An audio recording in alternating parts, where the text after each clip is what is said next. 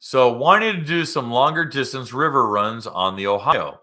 What would be good fuel system for a non-wreck deck 2022 Cowie Ultra 310X?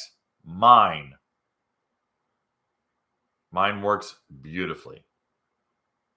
But it is an LX, which means you have the Ultra, or it's an Ultra. Oh, it's an X. It's on LX. Mine goes right on it. Perfectly fits right on. Mine works. It's every part, very easy to install. It's reversible. You don't need to cut anything. You don't need wires. You don't need to cut the fuel lines to remove it. It simply uncorks. Go to watercraftjournal.com/shop and check out our auxiliary fuel system kit. Ours. Hey guys, thanks for hanging out. This clip was taken from our weekly podcast that we record here every Sunday night at 8 p.m. Eastern Standard Time.